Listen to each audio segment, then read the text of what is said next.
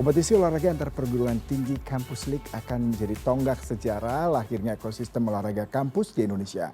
Kampus League adalah secercah masa depan bagi olahraga Indonesia dan ekonomi kampus akan tumbuh seiring dengan event Kampus League. Karena ekonomi kampus adalah ekosistem mikro yang sangat masif namun kerap terlewatkan. Nah, untuk membahas ini telah hadir di studio Bapak Ryan Gozali, CEO Kampus League. Selamat pagi Pak Ryan. Selamat pagi. Ini Kampus League saya baru dengar tapi menarik sekali seperti saya tadi riset ya Pak ya.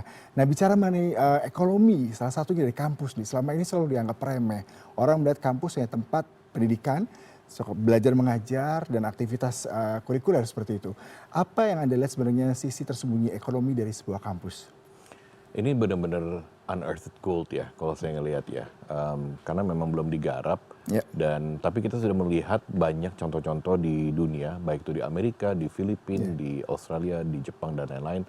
Kalau dikelola dengan benar, ini bahkan bisa menjadi sebuah sumber penghasilan yang luar biasa, menjadi alat ujung tombak untuk kampus, untuk bisa mempromosikan kampusnya dan bahkan menjadi benar-benar sebuah cultural icon ya untuk kampusnya masing-masing. Jadi ini tinggal digarap dengan baik untuk mencapai potensinya.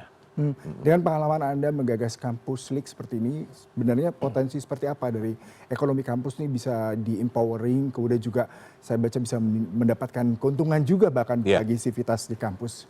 Mungkin saya kasih satu contoh, memang ini dari Amerika ya, dan Amerika memang negara yang sangat luar biasa untuk perihal olahraganya. Bahkan kalau kita ngitung, saya sempat lihat data, sports industry Amerika, totalnya semua itu sebesar 70% dari GDP Indonesia. Jadi satu industri saja bisa 70% GDP Indonesia. Dan kalau kita ngomongin spesifik untuk kampus, kalau dari sisi market value, orang banyak pikir mungkin terkenalnya kan di Amerika seperti NFL, NBA, MLB. NCAA adalah institusi kampus di Amerika dan itu nomor 2 mengalahkan NBA. Itu kalau dikelola dengan benar.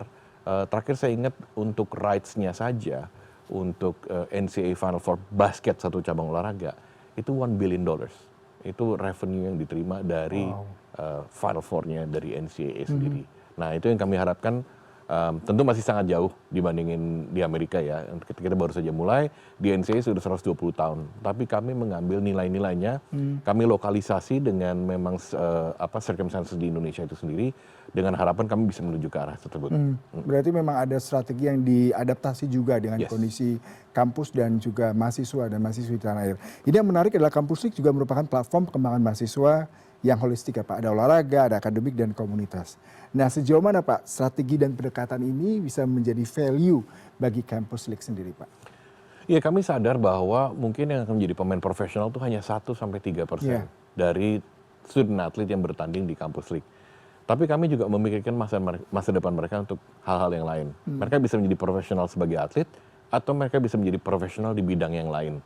Apakah itu menjadi news anchor seperti Bapak sendiri, atau di industri perbankan, di industri manufacturing, dan lain-lain, IT, dan lain. Jadi kami mempersiapkan secara holistik manusianya dengan 3 pilar kami, yaitu athleticism, di mana memang mereka berkompetisi dengan level tertinggi, akademik, yaitu mereka harus menjaga IPK mereka, tetap belajar, dan affinity, di mana ini meningkatkan affinity dan empati dan peduli sosial. Karena itulah fungsi kita sebenarnya sebagai manusia yang semakin terpelajar, kita memberikan balik kepada society. Dan dengan menjadikan itu, kami percaya kami bisa melahirkan bangsa penerus yang peduli akan Indonesia, berkontribusi, dan juga performanya tinggi. Tadi Pak Ryan mengatakan mungkin sekitar 3%, more or less ya, akan menjadi professional athlete ya, dan mereka akan mendapatkan benefit dari dengan event dari kampus. Saya mungkin ya tadi akan banyak prestasi-prestasi lain. Nah, yang menarik adalah bagaimana membangun brand loyalty sejak dini Pak di kalangan mahasiswa, karena tadi ya selain mereka menjadi atlet, mereka juga membangun brand personal mereka juga bisa membangun suatu program, project, dan juga kedepannya menjadi kolaborasi yang menarik. Adakah sejauh ini bisa Anda ceritakan ke kami, Pak? Ya, jadi kita memang punya rencana jangka panjang. Kami sangat bersyukur karena di Kampus League, kami berhasil meyakinkan stakeholder untuk menjadi sponsor jangka panjang. Bahkan mayoritas dari sponsor sudah komit menjadi sponsor selama 30 tahun ke depan. Jadi kami bisa membuat plan jangka panjang. Kami sekarang masuk fase 1, di mana kami memperkenalkan Kampus League ke para kampus di seluruh Indonesia. Tapi nanti benar-benar transisi untuk menjadi sebuah industri akan terjadi mulai dari fase kedua. di saat kami akan memulai yang namanya home and away system. Per hari ini kami menggunakan seri system di mana kami bertanding di satu kota 10 sampai 14 hari, lalu selesai pindah, seperti sirkus tanda kutip ya. Nah, kalau sudah ada home and away di mana kompetisi akan bertanding di kampusnya masing-masing dan jarak kompetisinya itu mungkin 3, 4, 5, 6 bulan untuk satu cabang olahraga, ini baru kebentuk sebuah kultur yang akan meningkatkan afinitas kepada para kampus dan ujung-ujungnya akan translate ke business transaction juga, yang baik itu melalui merchandise, baik itu melalui tiket untuk nonton atau akses untuk menonton siaran langsung dan lain-lainnya lah yang akan menjadi nanti balik ke ekosistem kampus. Sejauh ini Kampus League memberikan coaching, pendampingan, melakukan pendekatan-pendekatan untuk meningkatkan jiwa entrepreneurship buat para mahasiswa, seperti apa nih Pak selain tadi menggelar event? Ya, kami juga banyak berkolaborasi dengan kampus-kampus, kerjasama untuk training anak-anak kampus, terutama yang dari jurusan MICE misalnya atau jurusan broadcasting, di mana kami memberikan mereka kesempatan untuk merasakan langsung event yang semestinya berjalan itu seperti apa. Jadi banyak anak-anak kampus yang kami menjadikan jadi tim di kampus di lapangan, agar mereka bisa menjadi bagian dan mendapat pengalaman. Kami juga bahkan banyak mengundang pembicara-pembicara, pemateri-pemateri yang juga bisa memberikan bekal khusus untuk teman-teman, terutama untuk kampus-kampus yang sudah bekerja sama dengan kami. Contoh yang berikutnya akan adalah soal money management. Jadi kami juga ingin peduli kalau menjadi atlet pun harus manage uangnya dengan baik gitu kan. Ada juga tentang leadership, ada juga tentang sports management dan yang lain-lainnya. Jadi kami juga tidak hanya memikirkan aspek kompetisi dalam sisi olahraga saja, tapi keseluruhan termasuk akademiknya juga. Dan saya tertarik dengan rekrutmen kepada talent-talent ini Pak, yang merupakan salah satu backbone-nya dari Kampus League. Bagaimana nanti talent-talent ini bisa menjadi sebuah aset yang tidak hanya bagi Kampus League, tapi juga bagi individu dan juga bagi kampus, sehingga kedepannya juga berpengaruh terhadap jenjang karir dan proses independensi mereka. Sejauh ini seperti apa yang Bapak lihat dengan adanya ekosistem ini Pak? Iya, jadi kalau perekrutan talent kan sebenarnya banyak yang dilakukan oleh kampusnya itu sendiri. Jadi PR utama kami, dan itu sudah kami lakukan, kami juga berkunjung ke lebih dari 20 kampus sudah. Kami menjelaskan visi jangka panjang kami, baik itu ke rektorat, wakil rektor, dan semua stakeholder yang penting yayasan di kampus tentang apa yang kami sedang usahakan lakukan. Dan kami sangat bersyukur mereka cukup buy in into the vision. Jadi mereka banyak mulai berinvestasi ke program olahraga mereka, banyak merekrut talenta-talenta yang berbakat dari SMA dan yang lain-lain, supaya mereka bisa berkuliah dulu, dan harapannya ini bisa membuat tim mereka menjadi lebih kuat, bisa berkompetisi, dan nanti kalau sudah lulus pun juga akan menjadi alma mater yang bisa membawa nama bannernya kampusnya itu sendiri. Tadi di awal kita bicara mengenai potensi ekonomi dari sebuah kampus ini cukup besar tapi belum terlalu banyak dieksplor. Nah, challenge-nya seperti apa Pak? Pengalaman Anda mengelola dan menginisiasi Kampus League terkait dengan hal ini, apakah regulasi, apakah mindset, ataukah seperti apa yang mengakibatkan ekonomi kampus tuh masih belum menjadi leading dalam sektor finansial di Indonesia? Saya rasa stumbling block terbesarnya itu adalah infrastruktur. Karena memang infrastruktur dan juga paradigma. Karena di Indonesia masih sangat berfokus ke edukasi secara tradisional, akademik, tapi sebenarnya banyak sekali yang bisa didapatkan juga dari non-traditional education kan, seperti sport dan lain-lain. Dan banyak yang tadi saya bilang bahwa di fase kedua kami akan shift ke home and away. Banyak yang memang kampus-kampus tidak memiliki fasilitas-fasilitas tersebut untuk menjalankan home and away. Nanti pun saat kami menjalankan, kami juga sadar bahwa tidak semua kampus akan bisa bergabung menjadi bagian dari home and away. Makanya nanti kami akan menciptakan sebuah division 1 dan 2 dan yang lainnya, agar membedakan, kami bisa tetap inklusif, tapi benar-benar yang kami ingin kembangkan industri adalah stakeholder kampus yang memang juga ingin berinvestasi jangka panjang dan berkomitmen untuk sama-sama membangun.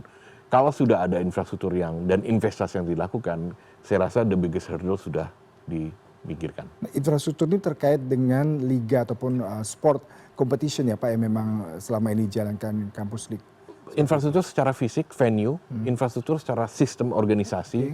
Jadi memang kalau di Amerika contohnya ada athletic department yang membawahi departemen olahraga masing-masing. Sekarang kita masih sistemnya UKM, di mana itu dikerjakan oleh para mahasiswa yang setiap 4 tahun akan graduate, dan jadi tidak, nanti misalnya kalau ada sponsor atau apa tidak bisa handle.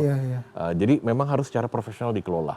Jadi dua itu, dan ketiga paradigma yang tadi saya bilang, saat kampus sudah melihat bahwa dengan mereka bisa berpartisipasi dan berprestasi di olahraga, ini akan membawa nama baik untuk kampusnya, promosi untuk kampusnya, dan sumber revenue yang baru, itu baru bisa berjalan. Ya. Tadi Bapak sempat mengatakan sedikit mengenai HomeAway, mungkin bisa dideskripsikan konsep apa ini dan apa akan berjalannya seperti apa? Karena tadi dikatakan mungkin tahun depan ya Pak ya? Bukan tahun depan, masih 4 tahun. 4 tahun lagi. Kami sadar akan butuh waktu. Jadi untuk HomeAway sebenarnya sudah dilaksanakan di Indonesia di sepak bola. Jadi saat misalnya Persib bertanding dengan Persija dan home-nya itu Persib, maka Persija akan ke Bandung atau kemanapun home-nya itu. Sama halnya kami juga ingin terapkan di kampus, misalnya nanti BINUS melawan UPH misalnya kan, UPH sebagai home, maka BINUS akan travel ke UPH saat pertandingan away, dan vice versa, misalnya UPH lawan Presiden University, maka UPH yang ke Presiden University.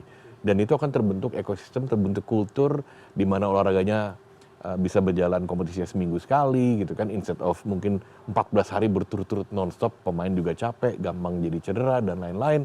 Ini akan membuat fan base yang solid, di mana nanti semakin hari, semakin tahun, semakin banyak, dan ini akan kita jadi perputaran ekonomi. Untuk vision 4 tahun ke depan ini seperti apa step-step yang sudah mulai dijalani oleh kampus Pak? Kami saat ini lebih fokus ke ekspansi regionals. Jadi memang saat ini kami ada di Jakarta, Bandung, Yogyakarta untuk beberapa cabur, dan Semarang untuk beberapa cabur, dan Surabaya.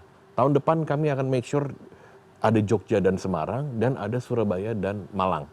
Itu dulu, dan kami akan menambahkan cabang-cabang olahraga yang dengan perkumpulan besar olahraga tersebut yang memang mau bekerja sama bareng untuk bisa mengembangkan lagi dan lebih reach out, lebih inklusif dari talenta-talenta yang ada di kampus. Itu yang fokus untuk tahun depan. Pak Ryan, ini terakhir nih, seperti apa nih target ataupun ekspektasi ya peran dari Kampus League sebagai jembatan antara dunia industri dan kampus, dan bagaimana dengan ekosistem yang sudah dibangun ini sejauh ini respon dari kalangan industri dan pelaku usaha seperti apa Bapak? Iya, kalau kita ngomongin dari sisi atletik, kami memang berharap agar yang dari jalur sekarang banyak dari anak SMA langsung menjadi atlet profesional, dan itu mereka sangat rentan gagal.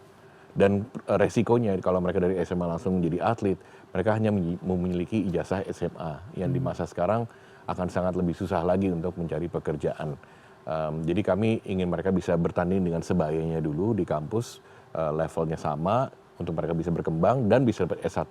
Itu dari sisi dari sisi kompetisi. Tapi dari sisi akademik yang tadi saya bilang 97 sampai 99% yang lain, kami ingin basically menciptakan manusia yang seutuhnya.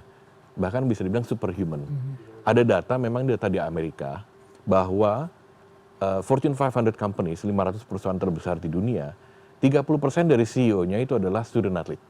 Sudah pernah berkompetisi sebagai student athlete. Bahkan kalau di luar Fortune 500, 68% dari corporate executive itu dari student athlete. Dan bahkan kalau kita ngomongin wanita, 80% wanita yang menjadi CEO itu student athlete. Jadi ini sudah tidak ngomong soal kebetulan, tapi ini ngomongin soal pattern. Kita sedang membuat superhumans. Karena untuk menjadi student athlete dibutuhkan time management yang baik, dibutuhkan leadership, conflict management, sudah biasa berkompetisi, stamina tinggi, dan lain-lain. Ini sebenarnya sebuah nilai-nilai yang sangat dicari dan berharga di dunia korporat. Mereka akan menjadi bisa terbiasa berkompetisi dan naik corporate ladder. Jadi kita ingin menciptakan generasi bangsa yang lebih baik lagi dengan menjadi student athlete. Kira-kira seperti itu. Menarik sekali, waktu terbatas. Saya Pak Ryan, mudah-mudahan Kampus League ini bisa menjadi jembatan antara talenta mahasiswa tadi, tidak hanya di bidang sport, tapi juga entrepreneur, kemudian juga sosok-sosok sukses di bidang-bidang korporat, dan diharapkan target tadi ke depannya bisa berjalan, dan kampus tidak hanya sekedar tempat belajar, mengajar, tapi juga kawasan dari dibuka untuk industri dan ekonomi dunia. Terima kasih untuk perbincangannya pagi hari ini Bapak, salam sehat selalu.